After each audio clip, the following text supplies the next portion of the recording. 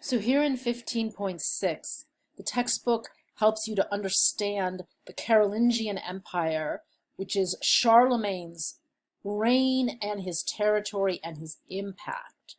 So the key point being that because he's Charles the Great, Carolus Magnus, he's establishing an empire more than a kingdom. He is claiming to have a bigger command over land and a bigger impact in terms of the way that rulers establish cultures. So one of his significant acts is that he is crowned emperor in Rome, in St. Peter's Basilica, the Church of St. Peter as the founding pope of the Catholic Church.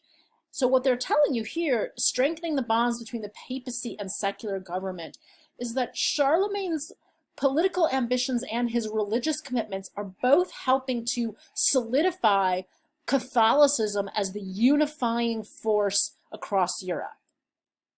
And as part of that, he's really self-consciously thinking of himself as a Roman emperor. He will be the reference point for what becomes the Holy Roman Emperors.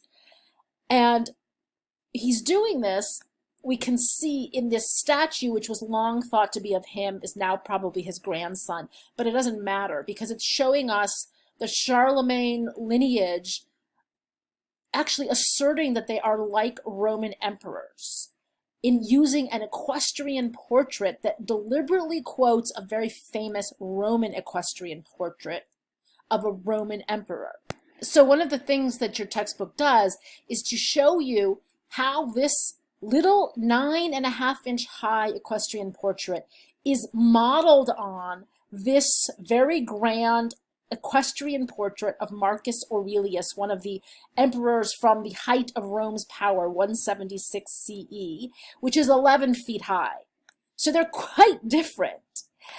Marcus Aurelius's portrait was meant to be in a public forum and displayed at a massive scale where the public would view it. Charlemagne is part of a court culture, and so whether it's his or his grandson's, it would have been displayed by a throne in a space where the elites, the noble people gather. But it's nevertheless asserting that there's a revival of this Roman imperial grandeur in the world of Charlemagne, through Charlemagne's power.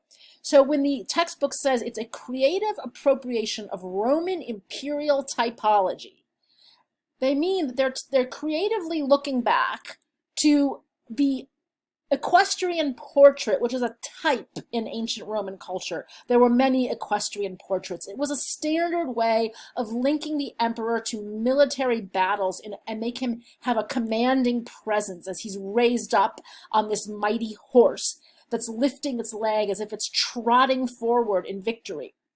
So they've got the same trot of the leg, and the horse looks grand, but the scale is different. Honestly, the horse looks like a carousel horsey, and Charlemagne looks sort of dwarf-like.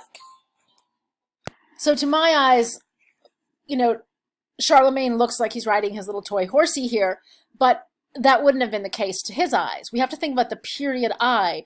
He wanted this kind of elegant miniature quality in his palace throne room. And you're going to be reading a lot about how Charlemagne's imperial style of art patronage and architectural patronage and the patronage of learning created a kind of growth of books, a growth of scholarship, a growth of learning in general. He also was responsible for the construction of new built basilicas. We will talk about how few survive because so many churches at this time burned down to the ground.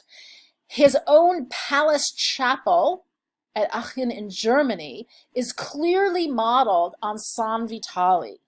And so it's adopting the glories of Rome, and in particular the glories of the Byzantine Empire as the Eastern Roman Empire, to reflect that glory onto him. You see the arches, you see the piers, you see the columns in the gallery levels, you see the use of ornamental patterning in the kinds of inlaid marbles that are set against each other. And you want to look also, of course, at his incredibly important culture of the book, culture of the manuscript, which will be discussed in some of the other videos. And we see in the manuscript production that Roman revival, where we have a manuscript called the Coronation Gospels, celebrating Charlemagne's coronation in St. Peter's Basilica, where the Pope himself put the crown on Charlemagne's head. And the figure here, which represents the writer, the evangelist, Matthew, St. Matthew, writing the Gospels, he's made to look very Roman in his toga, and there's a lot more naturalism than you saw in Hiberno-Saxon or Mosarabic style. There's a self-conscious re-enlivening of Roman naturals as a way of celebrating Charlemagne as the inheritor of the Roman imperial glory. So you will see more of that.